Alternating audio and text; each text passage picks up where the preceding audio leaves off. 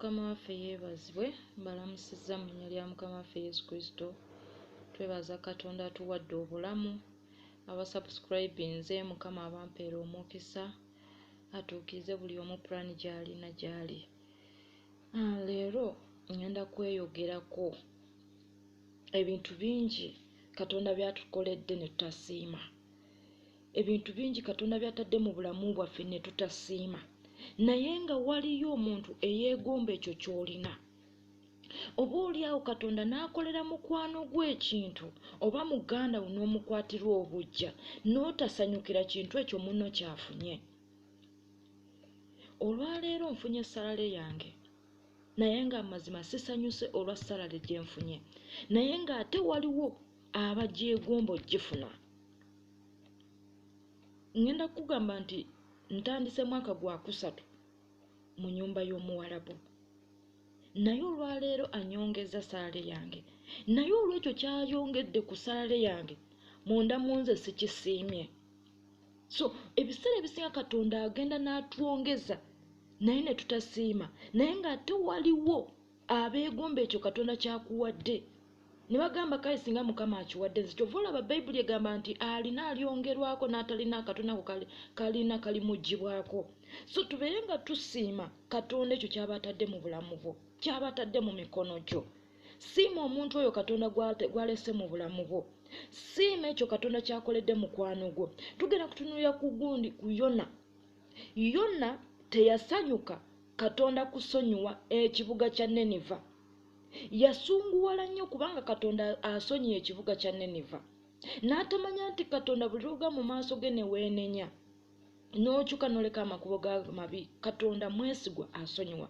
So ebintu bingi ebitukwasizza obujja nga naffe bennyini twekwatibwako obujja, nga naye kennyini weekwatirwa obujja olw'ekyo kye bakola ki kye bakuwadde. Kati era bampadde salale yange, amazima sisanyuse,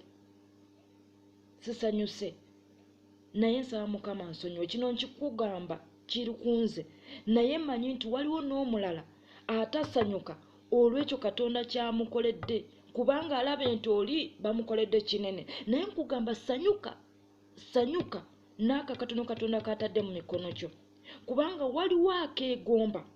Omwami oyo gw'olina siima kubanga Katonda yamukuwadde. Waliwo atamulina agamba nti kale singa Mukama yampaamu omwami wa neighbor n'atwala ono wange. Okitegeera? So tubeere nga tusanyuka n'ebyo Katonda by'atadde mu bulamu bwaffe. Yona, ekitabo kya Yona essuula ya 4 onyoosooka ntandikidde eno, naye egundi story eyogera ku Neniva, ekyali ekibuga ekibi nga kiyiwa omusaayi nga kya ntalo kulwana. Naye Mukama bwe yalaba obubi bwa Neniva nga butuuse gy'ali, n'asindika Yona n'amugamba genda olangirire mu kibuga Neniva obagambe mu nnaku 40 ekibuga kigenda kuzikirira. Abantu bano baamanya Katonda asindise Yona, ne bagwa mu maaso ga Katonda ne beenenya, ne basiiba. Omwana omuto n'ayonka nga teri kulya. Katonda bwe yalaba okumenyeka kw'emitima gyabwe n'abasaasira. Yona kyamukola bubi, kyamunyiiza kubanga Katonda asonyiye ekibuga kya Neniva.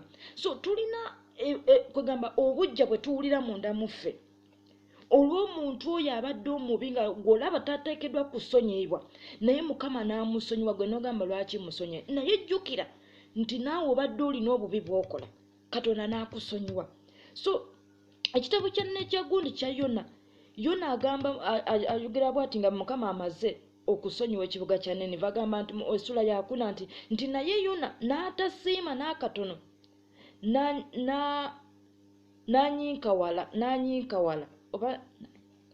n'anyiikaala. Yes, Yona teyasiima Katonda kusonyiwa kibuga kya Neniva. Ye yanyiikaala, yanyiiga olw'ekisa Katonda kyakwatidde Neniva.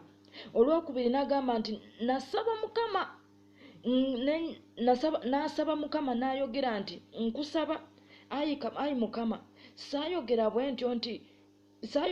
ntyo nga nkyali mu nsi y'ewaffe, kyenava nyanguwa okuddukira e Terusuusi, kubanga nategeera nti oli Katonda omulungi, ajjudde okusaasira, alwawo okusunguwala, alina ekisa ekingi era ataleeta bubi. Yona bwe baali bamutuma okugenda e Niniva yamanya nti Katonda ono ajja kusonyiwa aba e Niniva kyava adduka emisinde agende Talusuusi. Okitegeera kubanga yategeera nti ne bwe naagenda e Niniva Katonda agenda sonyiwa ki. Waliwo ebitundu Katonda byatusindiseemu, waliwo kugamba abantu Katonda bakusindiseeko, naye ngwe gw'olaba mu mutima gwo wabasalira dde omusango tebakyetaaga kusonyiyibwa. Gwe n'ogamba sijja mugamba, oluusi Katonda n'akuwa ekiroto nga kirabula mukwano gwo, naye nga Mukama akugamba gamba mukwano gwo, mugambe kino ne kino ne kino, bw'anaakyuka n'ava mu ekyo ky'akola nja mumusonyiwa. Naye ggwe olw'okuba nti olina obukyayijjali kwegamba olina wamusalira dde omusango n'otasonya. So tubeere nga tulumirwa era tubeere nga tusanyuka olw'ekyo Katonda ky'aba akoledde bannaffe, naawe Katonda ky'akuwadde. Katonda atuggyeeko ebintu bingi kubanga tetusanyuka, kubanga tetusanyukidde ekyo Katonda ky'atuwadde. Okitegeera kubanga tetusanyukidde. Naye ngenda kuba mbukabuukamu olwokusatu n'agamba nti kale nno ayi Mukama nkwegayiridde nzigyako obulamu bwange, kubanga waakiri okufa okusinga okulaba obulungi. Yo n'olwokubanga Mukama yakolera Niniva ebirungi yatuuka n'okugamba nti nzigyako obulamu bwange, nzita okusinga okubeera omulamu nga ndaba Niniva ogisonyiye. Waliwo abantu bwe batyo, tuli mu mbeera bwetyo. So tubeere nga kyoyagala bakukole. Kyovula Yesu yagamba nti gwe kyoyagala bakukole naawe kyoba okolera banno. Bw'oba oyagala bakukole bubi, okitegeera, naawe kwegamba bw'oba oyagala kukolera banno bubi naawe bagenda kukola bubi. Bw'oba oyagala bakukolera bulungi naawe kolera banno obulungi. So yonna yatuuka ekiseera n'agamba Mukama amutte kubanga yalaba Katonda kye yakolera ani Niniva.